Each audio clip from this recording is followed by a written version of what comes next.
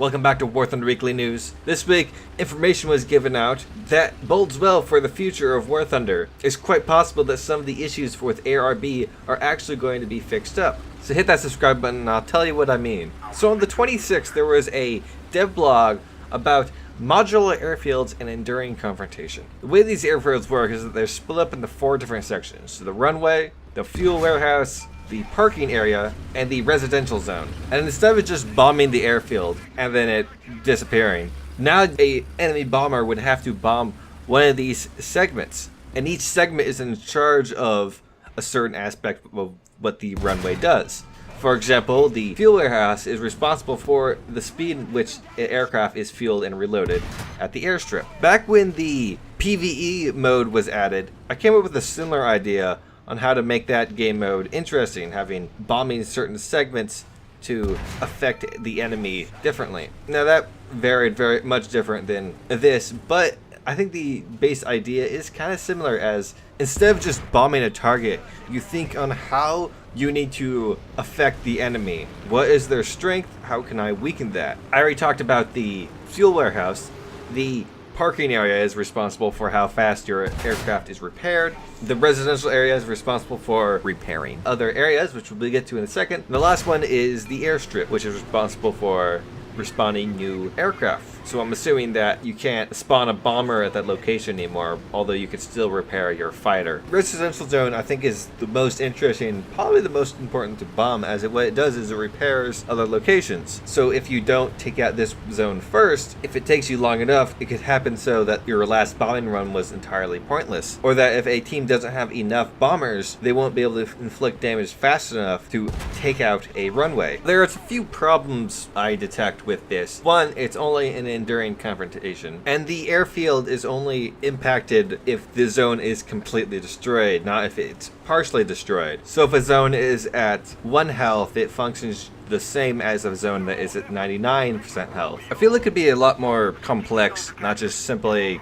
kill zones, but whatever, one step at a time. I'm happy that they have put some thought into this, even though it is only enduring confrontation. But on the Re.2001 Dev blog, someone complained about how they need more game modes and that bombers are becoming more and more useless. In reply to this, Sim1080p states, "We are working on expanding aviation battles and developing EC further, for example," and then links to the dev blog covering the modular airfields. Perhaps I'm reading through this a little too much, but I feel that this is a sign that this modular airfield system is planned to be put into regular RB matches and not just during confrontation. This is an example of a few others that make me believe that Gaijin is seriously looking into issues with ARB, and is perhaps maybe not going to fix all of them, but is definitely going to change the game mode up a lot. A few other examples came out from this Q&A that I'll point out as we go through this thing, because it's also full of some other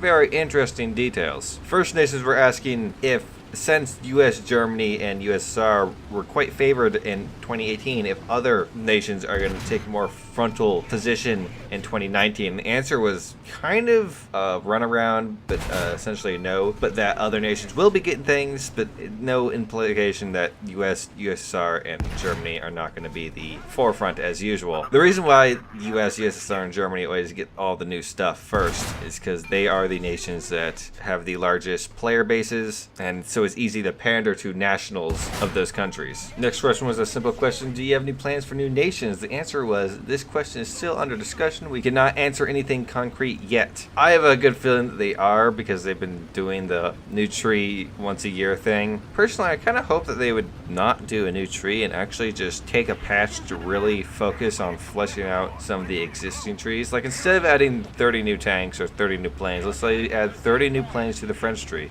or 30 new tanks to the Japanese tree. I think that would be much cooler. Next question was if they have plans to create new game modes for planes or tanks, and the answer was essentially wait till World War mode, as apparently that's going to be coming out next year, or 2019. I'm very eager to see what that becomes, but also very cautious whether it might become something people don't like. Next is a question that implies there could be some changes to ARB. The question was, in World War II combat footage, we see a lot of smoke rising from destroyed things on the ground. Have you planned to add this? Maps feel too clean from the air. And the answer was, We are already including similar effects which can be seen on new naval maps. Perhaps something similar will appear in aviation. After that was a switch to just aviation questions, with the first one being, what can you tell us about rank 6 aviation for Italy, Germany, Japan, and France? And the answer was, we plan to add rank 6 aviation for other nations in 2019.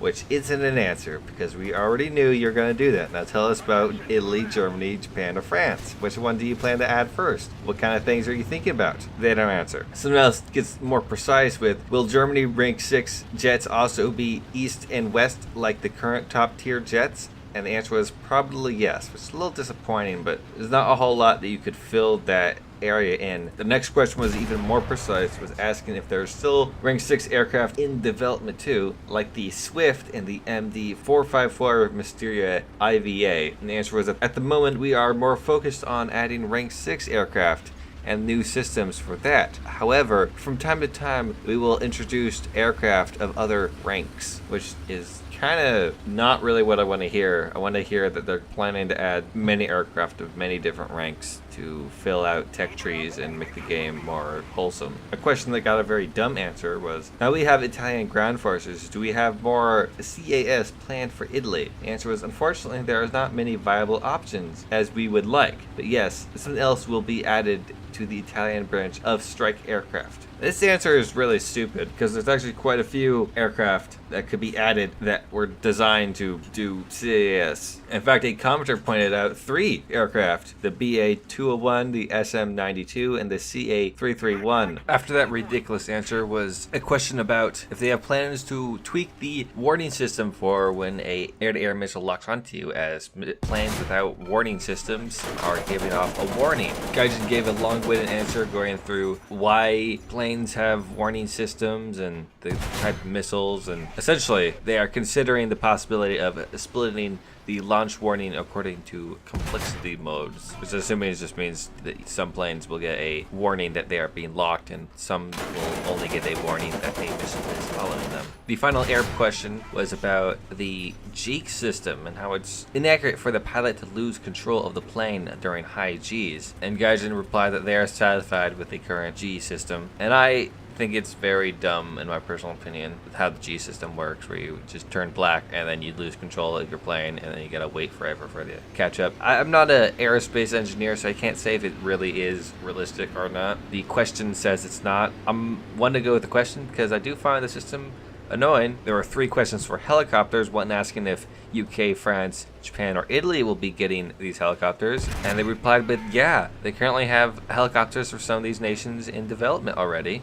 The next question was very obvious, as if US, USSR, and Germany are going to be getting more helicopters. Of course. And the last question was if the helicopter, arcade, and realistic modes will be permanent fixtures. And the answer was yeah, we have plans to change the current helicopter battles, but they're going to explain those changes when they get closer to implementing them. There are 3 questions for Navy. First one being if Italy and Japan are going to be getting navies in 2019. And they said that both nations have trees in development, and they have plans to add a new nation for naval battles in the first half of 2019. This question was about a French Navy, and the answer was that so far they can't provide any details, but they hope that they can find enough ships to implement a full line, which I'm very sure they can. If I remember right, they said back when they first announced naval that Italy would be getting a naval tree, but the French would be getting a tank tree first, and so we're just seeing this be carried out. The third naval question was about submarines, and unlike their usual no, they actually gave some pretty interesting commentary on this. It was rather open-minded to the concept, but they still don't have any plans for submarines. Honestly, I think they should finish where Navy is going before they add submarines. The current max BR is 5.3. No one has any idea what 10.0 is going to be. I don't even think the devs do, so I think that's much more important than adding underwater boats. The last 4 questions were for ground forces. First, asking for more rank 6 tanks for France that have stabilizers. Gaijin replied with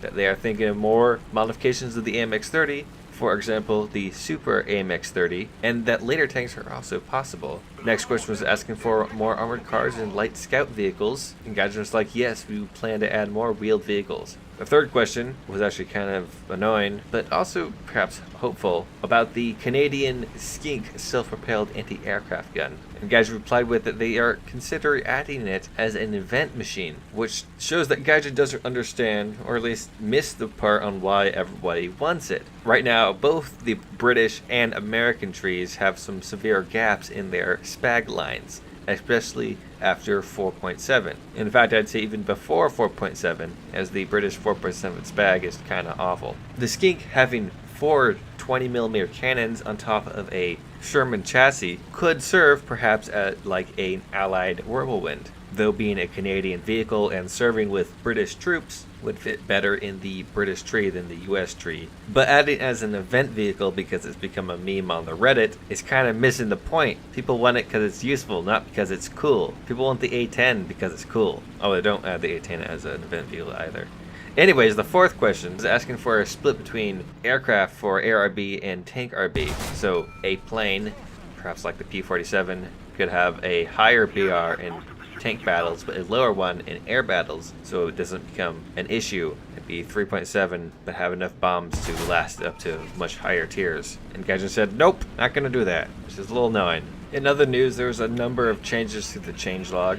I'm not going to go through all of them because it's late and I am tired. So most important is armor value changes. Now for all the M26s, the inner part of the gun mantlet has been changed from 88.9 to 25.4 millimeters, which changed the great buff to an unfortunate nerf. They also changed the top hatches of the Simavente tank destroyers from 50 to whatever it is now, making it very vulnerable to 50 cals, but having 50mm top plates seemed a bit odd. Oh, and the R3 pizza delivery van, in its dev blog it's stated that it can float, but in game it can't. So what's the deal, Gaijin? Fix it. This just popped up as I was making this video. Oh man, am I excited. On the forums, Sim1080p posted this image, staying along with it, that DMM is now looking into getting information on the Type 74G Kai, the latest modification of the Type 74, and also some information on various rounds used. No date on when exactly it's coming. It could come next patch. It could come before next patch. I've seen vehicles be added in between patches, but at the least, Type 74G Kai confirmed. Anyways, thanks for watching. If you have any comments or concerns, you can hit me up down below or on my Discord. If you liked this video, hit the like button. If you didn't like the video, don't hit the like button. If you want to see more, hit that subscribe button. I make news videos every Sunday and make random videos throughout the week. So thanks for watching, and I hope you have a great day. Oh, and Happy New Year.